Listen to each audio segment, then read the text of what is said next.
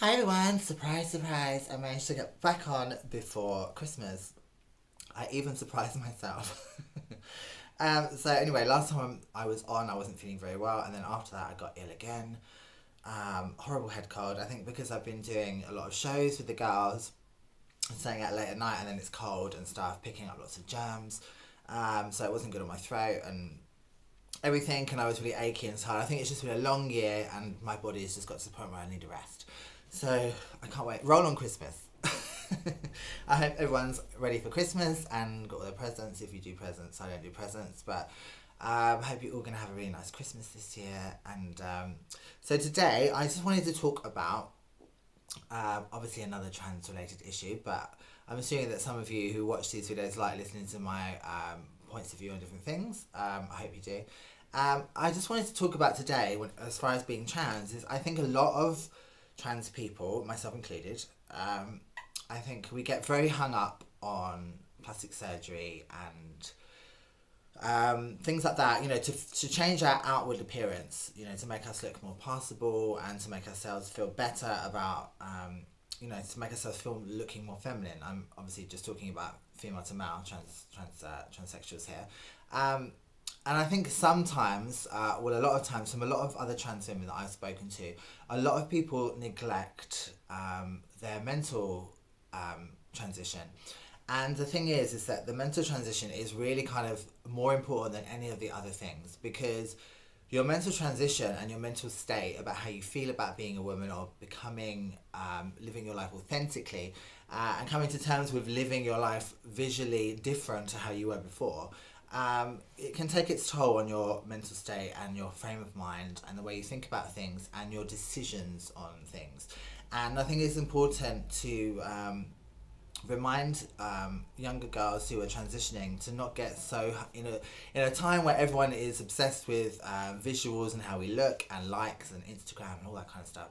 I think it's important to remind younger girls who are transitioning to really make sure that you've sorted out how you feel in your head and really sat down with yourself, whether that's like actually writing down in a journal or just sitting and having some time to talk to another trans person and just ask some questions, hence why I'm here and hence why I do these videos, to hopefully help other trans people who are transitioning, or have any advice, just because I've been living it as a trans woman obviously all my life, but I've been living full time as a trans woman for 20 years, so I have some advice that I can give, and I'm always willing and happy to give any advice. So if anyone does have any questions, then please feel free to ask and put them in the message box below, or you can contact me on all my social media. I will put the links for my social media in the description box, so if anyone does want to contact me, apart from Facebook because I don't use the messenger on there, but you can contact me on my Instagram, DM me if you have any questions you want to ask me about anything.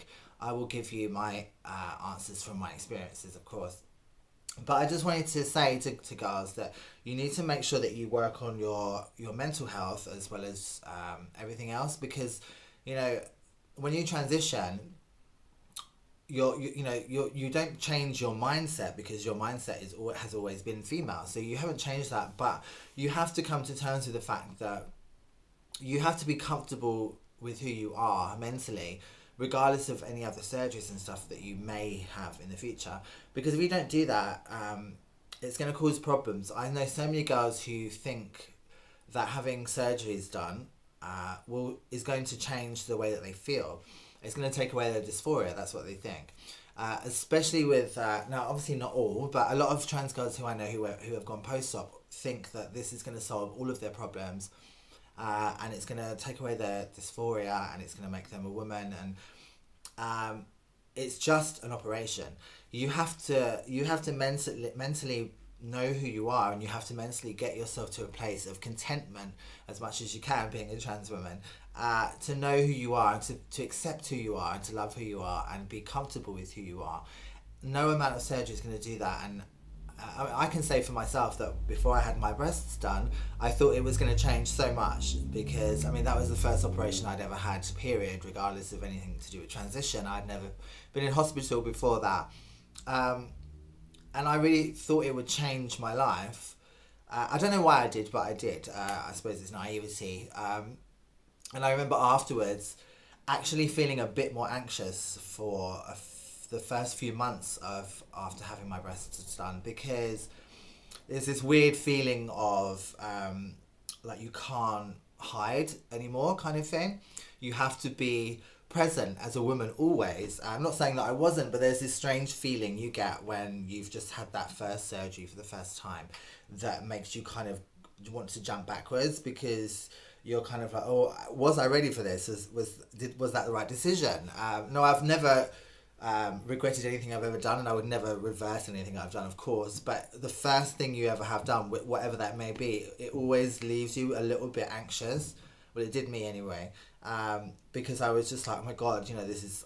It kind of makes it very clear to you that this is real as well, and so I think it's important that you need to fix yourself first mentally and be comfortable with who you are and know where you're planning to go with your transition beforehand. It's important to kind of have some kind of structure and to kind of have a plan of what you're going to do, or at least try to move towards those things in the order that you've done them, written them down, because otherwise that leads to doing things, unplanned things and dangerous things and things out of desperation, which is never a good thing. So I think it's really important that you need to understand where you're coming from, where you are in your transition already, and how comfortable you are with it. Because I know that it's, as trans women, we all have different mindsets, we have different points of view of what we see as being feminine, how far we want to go as far as surgery is concerned. Some girls don't want to have any surgery at all, some girls want to have everything done, and none of those are wrong or right. You can do any of those things you want to. There are some trans people who identify as trans who probably don't even transition, maybe because they're too nervous or they just can't do it, but it doesn't mean that they're not trans. So being trans, first and foremost, is here. That's the only place that we are actually trans, and we're just changing the outside to match how we feel inside, if we choose to. But so bearing in mind, because it's all here, you need to make sure that here is 100%. And that's very difficult, and obviously the aspects of how your gender dysphoria plays out has a lot to do with whether you're still close with your family, whether you were kicked out, whether you have a good sense of like you have a loving base, whether that be friends or family that you can turn to, that have your back and who are supporting you. That has a big effect on your mental health and how you feel as a trans woman, and how you feel about acceptance, and how you feel about being proactive about your transition, and working, and all of those things.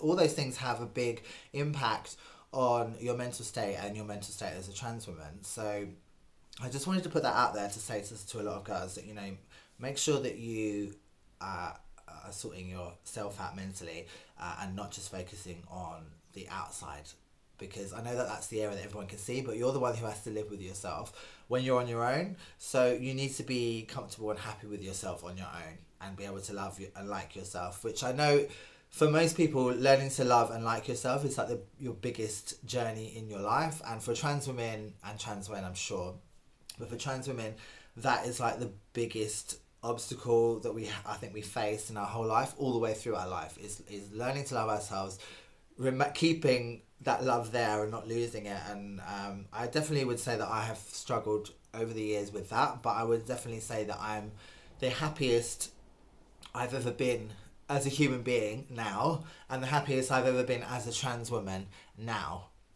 But that does take work. You don't just sort of figure it out and then it just goes away. You have to, I would say gender dysphoria stays with you your whole life. It's just about managing it. And once you have a good coping mechanism and all that kind of stuff, then you know how to manage it, and you know if you're feeling down or you're having a bit of a gender dysphoria day or something, that you know how to manage it, or keep yourself away from other people if you know that you can be, if you struggle being around people on those days, then you learn how to cope with those kind of things. But I know when you're younger, your feelings and your emotions are all over the place and you don't really know what's going on. So this video is just to let you know that, it's fine if you do feel like that, and I'm sure there are loads of other people who can help you. But if you haven't got anyone who you can talk to, then you can come and talk to me. I am just letting you know that it's fine to come and ask me any questions you want if you need to, or if you just need someone to talk to, then I am here. That's all I wanted to talk to you about today. Hope you all have a wonderful Christmas and a great New Year, and I will see you all in 2019.